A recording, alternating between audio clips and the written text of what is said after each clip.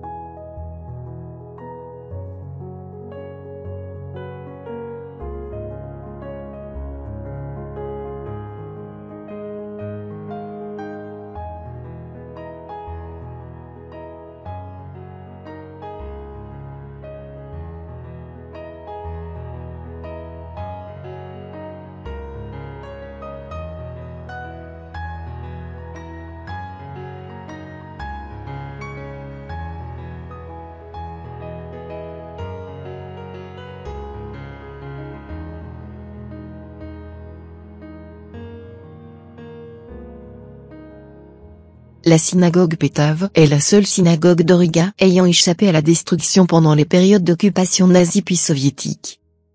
Le 1er juillet 1941, les troupes allemandes occupent Riga, et le 4 juillet, toutes les synagogues de la ville sont incendiées, à l'exception de la synagogue Petave, qui est épargnée en raison de sa trop grande proximité avec d'autres bâtiments de la vieille ville. Elle est cependant saccagée, l'immobilier pillé ou détruit et le bâtiment transformé en dépôt et en écurie. Après la guerre, on a appris que les rouleaux de la Torah avaient pu être protégés, grâce à un pasteur de l'église réformée voisine, qui réussit à sceller le mur est de la synagogue où se situe l'Arche Sainte et à cacher chez des paroissiens les rouleaux de la Torah. La communauté juive de Riga se montait à environ 40 000 personnes avant la Seconde Guerre mondiale. À la fin de la guerre, il ne survit plus que 150 juifs. Rénovée, elle reste la seule actuellement en service pour la petite communauté juive de Riga.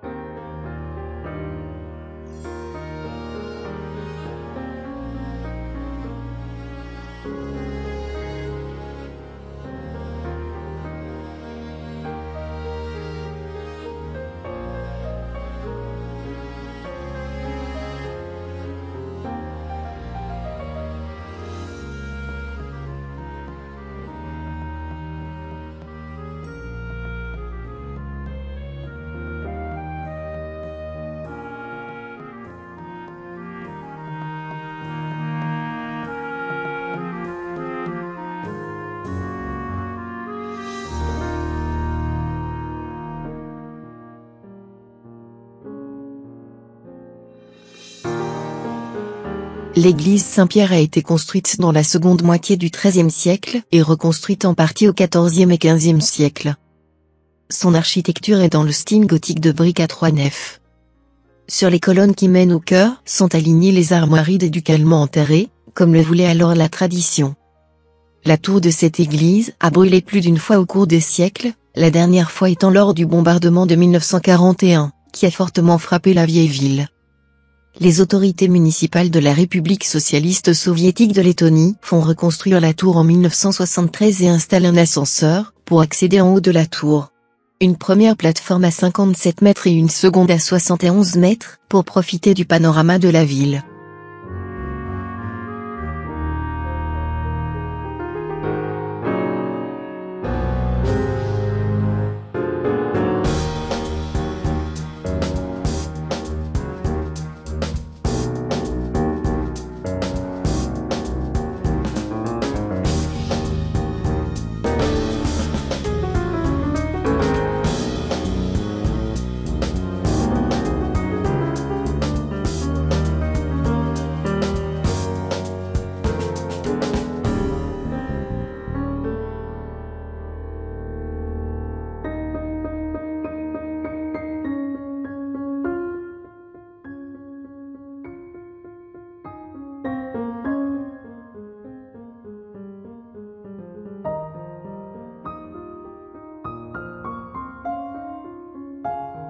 Le bâtiment original, qui date de 1344, devint en 1477 une résidence provisoire pour les marchands célibataires de passage à Riga.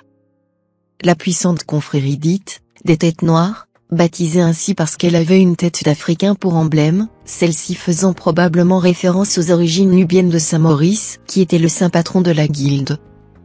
Remaniée plusieurs fois au cours des siècles, la façade a été reconstruite à la fin du XVIe siècle en briques et en pierre, dans le style de la Renaissance tardive flamande et néerlandaise, avec des pignons ornés de volutes et d'obélisques. Ce style s'était répandu et était devenu dominant dans toutes les anciennes villes hanséatiques de culture allemande des régions bordant la mer Baltique, dans la seconde moitié du XVIe et le début du XVIIe siècle, tout comme dans la ville de Gdańsk. Lors d'un bombardement allemand, la maison des Têtes Noires fut totalement détruite le 28 juin 1941. La paix revenue, les soviétiques dynamitèrent les ruines restantes en 1948. Ce n'est qu'en 1995 que l'on décida la reconstruction à l'identique de l'édifice, d'après des plans et des gravures. Celle-ci fut achevée en 1999.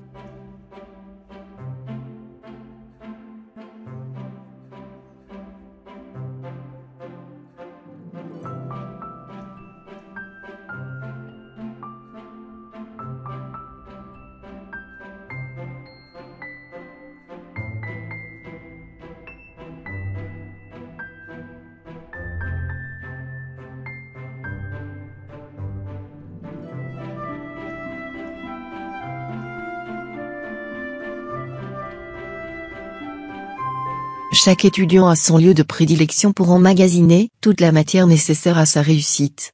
Certains étudient sur leur lit, d'autres dans la salle à manger ou encore dans une bibliothèque. Cet étudiant letton, lui, a choisi un lieu peu commun où personne ne l'ennuiera, le toit d'un immeuble. Réussira-t-il son examen d'arithmétique?